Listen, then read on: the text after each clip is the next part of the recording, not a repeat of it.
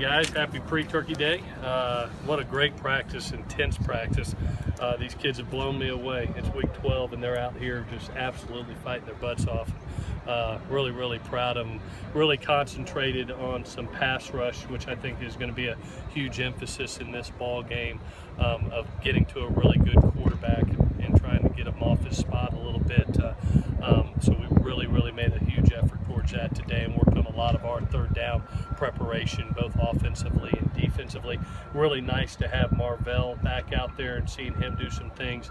I think it's going to help us in the secondary, and Vianney continues to look well. So I think there's a great opportunity for him to play in this game. So it's nice to get a couple healthy bodies back there. With that, any questions that you have, I'd love to answer for you. How's Leon McQuay doing?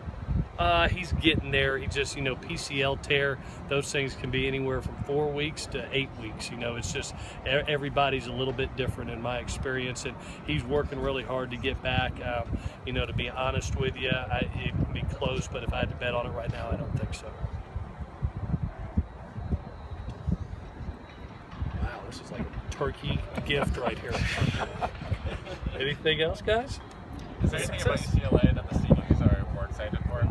I think that, they've been in a mindset really of just championship football and playoff football for 6 weeks now, and to put themselves in position for a game like this, and that's what you want at the end of the year, to be playing for a championship. It just happens that two great teams are in the same game playing for the same thing. So what a neat game it's going to be able to watch and be a part of. We're excited about it. I think that's the biggest thing for the kids. They're excited to be a part of something like that.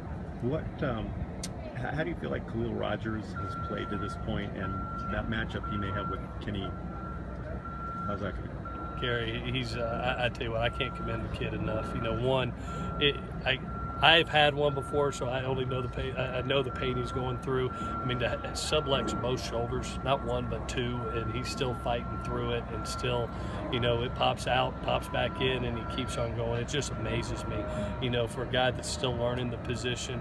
He's really been, one of the MVPs for our team, to allow us to be able to function down the stretch. You usually don't get to your third center, but he's a special part of helping us get to a championship game. Hey, Clark, what kind of problems is that going to pose? Unbelievable. I mean, he's one of those guys you really have to game plan for. You look in the league, and there's some special guys out there that you go, okay, we're going to have to do something to stop this young man. He's one of those guys. He's going to be a Sunday player, and we know he's there. We got a huge challenge. It's going to take all of us in every different scheme that we got to be able to contain him. He's a special kid. What kind of progress have you seen from your middle linebacker options this week?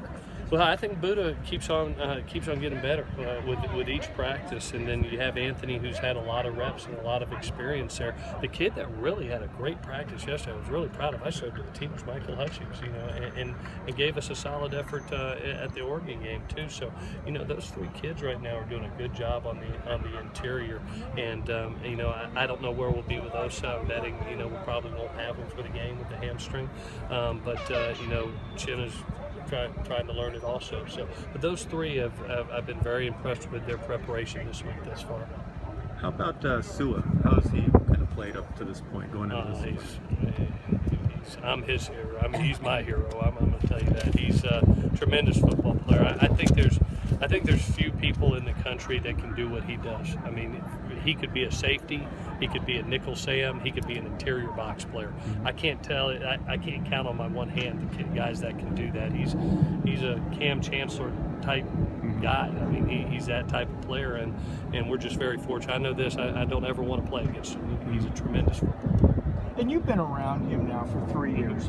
What about his growth and his advancement? I think he's matured both on the field and off. I think he's becoming a true professional. I really do. The way he handles the leadership role that he does, and obviously his play speaks for himself. But he was a guy that walked in here as a kid, and now you look up 3 years later, and he's a grown man, and he's a true professional. He's one of the big keys to our success this season. Do you sort of expect that this will be it for him then? I don't know. That's everybody's own personal decision. I know this. He's going to play at some point in time on that level. He's that talented. But those are things that you worry about. After you go and finish the season. And I know he'll sit down with his family and discuss that as all our guys do. So recommends not making this too big a game.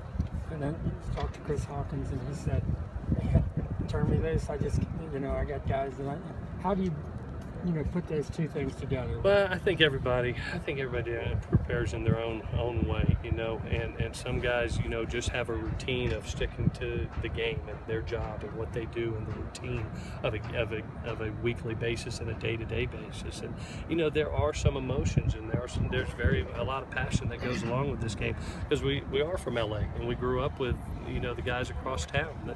We got to compete against them. Some of them were our teammates. Some of them were, we've had relationships for years as coaches. We've recruited them. So really, really neat, special game because of the relationships that are involved, because it's in the same town. Two great teams in the same town, two great universities. It's a special game. Can't wait to be a part of it.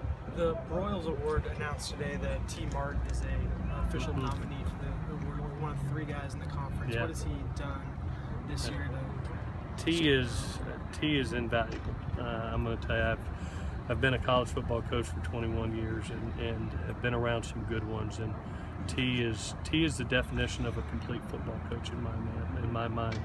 Leader, teacher, educator, recruiter, establishes relationships. If there's a blueprint of what to be, T. Martin's in. And I'm so happy for him, because he deserves something like that. He has really matured into not only a great position coach, but a guy that's going to move on and be a coordinator one day and a head coach one day. I think the world of the guy. He's one of my best friends, and he's a guy in the coaching profession that I truly, truly respect. Sorry if it's already been asked, but Alex Wood, what's kind of going on with the kicking situation? Yeah, good question. We had 2 games ago, Alex actually got a concussion that we had to follow concussion protocol, and thought we would get him for the Oregon game, but just didn't clear quite yet, and still going through it. I tell you what, so proud of Matt. Coming in and do what he did a nice job. Towed one ball that he missed, but on a kickoff, but did a really good job. So we've gone in. Alex is still, it takes a little time when you have those concussions. We'll see where he is. He's still going through it.